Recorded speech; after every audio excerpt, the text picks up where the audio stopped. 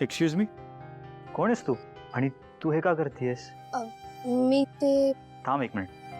प्रिया, नको नको साहेब, कोणाला नका बोलू, मी करते साफ. ठीक, मी मदत करतो मग. नको नको, हे काय झालं, होत आलंय.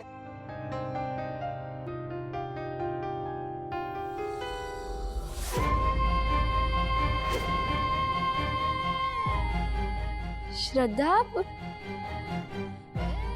श्रद्धा काय झालं? अगं तू फरशी का पुसतेस? ताई ते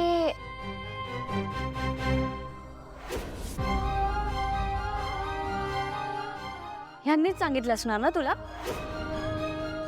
अगं हे आहेतच असे. मीरा, काही बोलू नको. वेदाचे बाबा, तुम्ही ना काही बोलूच नका. तुम्ही एरवी मला बोलत असता, मी कधीच काही बोलत नाही. पण माझ्या बहिणीला बोलत असाल ना तर मी अजिबात ऐकून घेणार नाही. हा, ती माझी बहीण आहे आणि या घरातली पाहुणी. तुम्हाला कोणी अधिकार दिला तिचा असा अपमान करण्याचा? तुम्ही तुमच्या पाहुण्यांना असं वागवता का? मीरा, जरा जास्त होतंय. नाही नाही नाही, तुम्हाला जास्तच वाटणार. कारण कसं आहे ना की तुम्हाला जर तुमची चूक दाखवून दिली ना तर तुम्हाला राग येतो.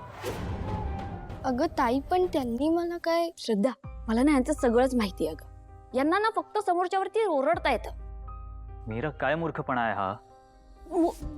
हे बघा, हेच म्हणालात ना मला मूर्ख. हेच हेच तर म्हणत होते ना मी. कारण तू मूर्खासारखी वागतीयस मीरा. अँड फर्स्ट ऑफ ऑल मला माहित नव्हतं की ही तुझी बहीण आहे. नसेल माहित, पण माणूस म्हणून आपण एखाद्याशी चांगलंच वागतो ना. अगं पण मी तिला असं. माझं ना नाव नका घेऊ. तुम्ही नाव? मी तिला मीरा, मला बोलू देशील का प्लीज? बोलू मी काहीतरी? नाही, तुम्ही काहीच बोलू नका. कारण काय आहे ना की प्रत्येक गोष्टीसाठी ना तुमच्याकडे कारण असतं. आणि आज जे तुम्ही माझ्या बहिणीसोबत वागलेत ना त्यासाठी मी तुम्हाला कधीच माफ नाही करणार.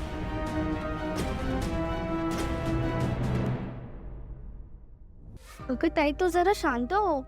उगाच चिडतेस त्यांच्यावर. त्यांनी नाही सांगितलं मला हे काम करायला. खरं तर हे माझ्याच हातून सांडलं म्हणून मी फरशी पुसत होती. उलट त्यांनी मला बघितलं आणि ते मला नको करूस असं सांगत होते. पण मीच ऐकलं नाही. ताई, तुझा गैरसमज झालाय. थँक्यू.